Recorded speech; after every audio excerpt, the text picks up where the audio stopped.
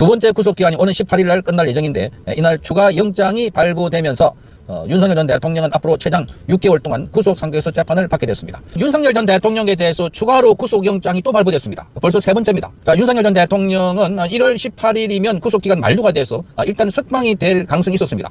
그런데 이번에는 다시 일반 이적죄와 관련해서 윤석열 대통령에 대해서 구속영장을 신청했습니다. 그런데 이 법원이 증거인멸 우려가 있다고 발부를 한 겁니다. 일반 이적죄는 과거에 윤석열 대통령이 한 10여 차례에 걸쳐가지고 북한에 무인기를 보냈다. 자, 이게 바로 일반 이적죄다. 북한하고 짜고 북한이 도발을 유도해가지고 우리가 이 계엄의 정당성을 만들려고 했다. 이런 식으로 덮어 씌워가지고 또다시 영장을 발부한 겁니다. 이거 발부한 영장을 보면 정말 윤석열 대통령이 석방되는 것을 두려워해가지고 자, 하나가 구속영장 신청하고 취소되고 난 뒤에 또다시 윤석열 대통령 관련해서는 지난번에 특수 공무집행방해로 지난 7월 달에 구속영장을 신청해서 발부돼가지고 그게 만료되는 시간이 1월 18일입니다. 그런데 또다시 윤석열 대통령에 대해서 바로 일반 이적죄와 관련해서 구속영장을 청구를 했고 또 발부를 한 겁니다. 자, 그러니 윤석열 전 대통령에 대해서는 꼭 묶어두고 밖에 나가지 못하도록 하는 조치가 아닐까 이렇게 보입니다. 서울중앙지법 형사 36부 이정엽 재판장입니다. 이자가 영장을 발부했는데 이정엽은 이 외에도 여인영 전 관적사령관 관계되는 군인들에게도 구속영장을 같은 혐의로 발부를 했습니다. 그러니까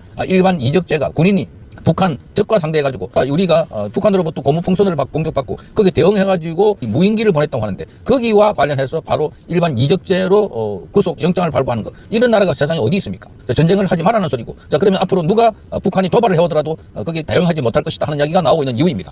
그래서 평양 무인기 침투 혐의에 대해서 증거인멸 염려가 있다 이렇게 하면서 추가 구속영장을 발부했습니다. 내란 특검은 작년 11월 달에 비상계엄 선포 명분을 만들기 위해 북한에 10여 차례에 걸쳐서 무인기를 침투한 혐의로 윤석열 전 대통령을 재판에 넘겼습니다. 자, 이 재판부의 구속기간을 연장해 줄 것을 요청했습니다. 형사소송법상 1심 구속기한은 최대 6개월이지만 다른 혐의로 기소돼서 구속 필요성이 인정이 되면 법원이 심사를 거쳐서 추가로 영장을 발부할 수 있는 겁니다. 그러니까 윤석열 대통령이 맨 처음에 구속된 것은 대란 수괴죄, 그것은 지경부장 판사가 지난 3월 달에 구속 취소를 해버렸습니다. 그러자 다시 특검에 지난 7월 달에 특수공무집행방해 혐의로 또 구속영장을 신청했습니다. 그때는 바로 윤석열 전 대통령을 잡으러 왔던 공수처 여기에 관해서 경호처 직원들을 상대로 해가지고 압박을 하고 계속 배후 조정을 해가지고 그래서 공수처의 업무 방해를 했다. 또 그리고 계엄과 관련해서 국무위원들을 소집했는데 특정 국무위원들이 연락을 하지 않아가지고 그 사람들이 심의 의결권을 방해했다. 이런 혐의로 또 구속영장을 신청했던 것이었습니다. 그래서 지금 구속되어 있는데 그게 끝나는 기간이 1월 18일입니다. 그 1월 18일 끝날 즈음에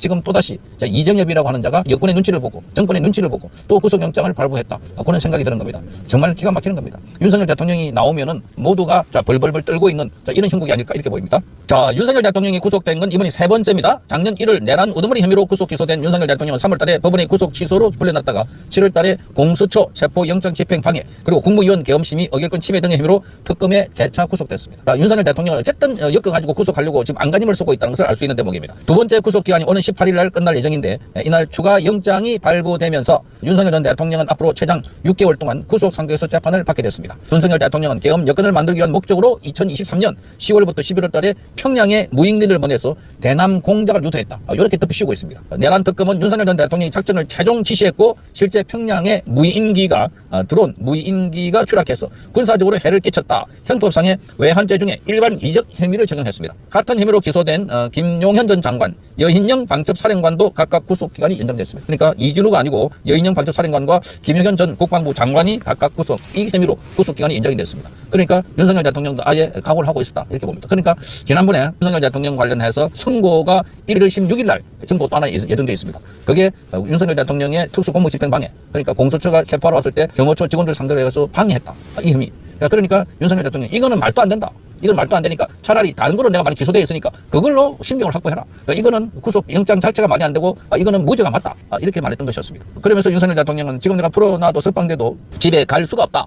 나중에 이제 변호인이 추가로 설명한 걸 보면 윤석열 대통령은 지금 자신의 부하 직원들이 구속되어 있는데 내가 풀려난다고 집에 어떻게 가겠냐 이렇게 말했습니다. 자, 지금 나라를 지키겠다고 그리고 민주당의 폭주 반국가 세력들의 폭압 여기에 대응해가지고 비상계엄을 통해서 국민들에게 알리려고 했던 이 세력들은 모조리 일반 여적죄 또는 내란죄 이렇게 엮어가지고 구속하고 범죄자들은 지금 대통령이 되고 그 밑에 범죄자들이 계속 줄줄이 자리를 차지하고 있는 정말 희한한 내란을 우리가 지금 보고 있는 것 같습니다. 그러니까 지금 이것이 내란이다. 나중에 역사가들이 역사를 쓸 때 이것 자체가 내란이었다라고 쓰지 않을까. 그러니까 희한한 일이 벌어지고 있습니다. 범죄자와 그 일당들이 진짜 대통령 그리고 진짜 애국자들을 감옥에 집어넣고 범죄자를 대통령을 세우고 그래도 불안하니까 계속해서 범죄자들이 안심하고 활동할 수 있도록, 자, 그러니까 윤석열 대통령과 그 주변 사람들을 모두 구속하는 이런 희한한 일이 벌어지는데, 여기에 부역하고 동조하고 또 협조하는 게 바로 재판부다. 이 판사들도 그 이름이 역사 대대로 기록되면서 사법부에 아주 오욕으로 남게 될 것이다, 이렇게 보입니다.